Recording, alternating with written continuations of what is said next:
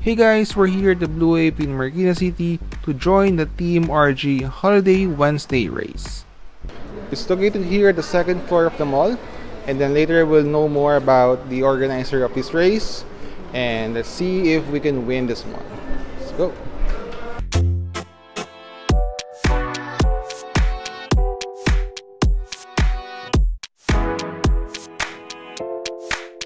Okay guys, so explain ko lang yung ticketing system natin. So same format, 3-1-1. So for this one example, round 1, meron tayong 3 buhay. So let's say you win the first hit, automatic, pasok ka na sa round 2. Pero kapag hindi ka nanalo, meron ka pa naman 2 buhay na natitira.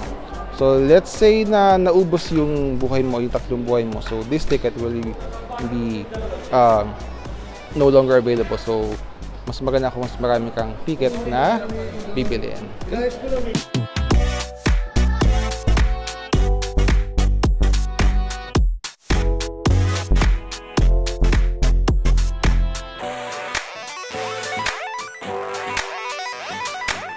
Okay, so let's see.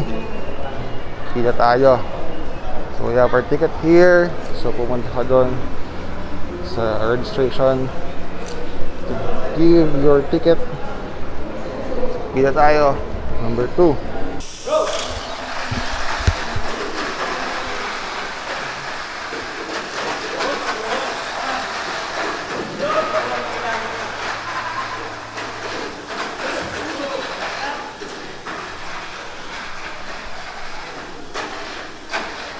Alright, pasok.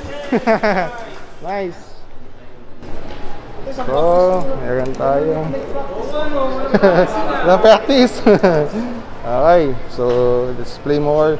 Boost natin yung ticket, and then hopefully we can reach round 2, round 3, and to the finals. Si Jerry to the rescue. May problema ang ating auto.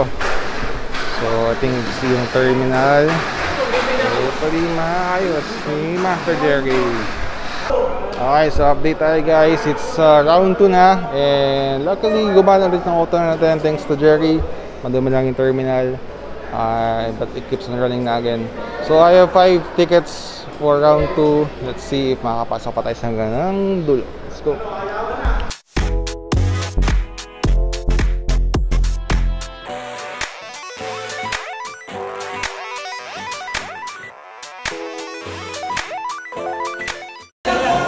Update. So, nag-isa lang ang ticket natin is pasok to for round 3. So, magic ticket. Let's see.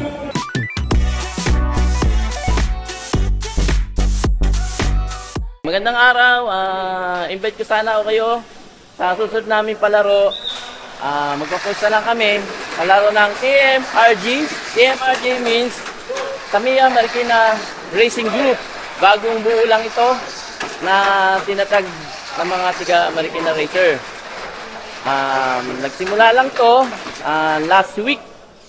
So dry run kami, ginanap sa barangay. So kahit pa at least marami na rin kaming naging racer. Then eto pangalawang palaro namin dito sa Marikina. Medyo marami na ang racer din. So kahit pa paano nakapagpa GP kami rito ng 8-5 GP sa pangalawang palaro namin. Para sunod, maka-join kayo, makalaro rito, matry nyo maglaro dito sa amin.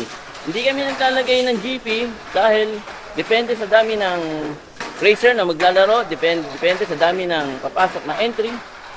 Yun ang nagiging pa-premyo namin.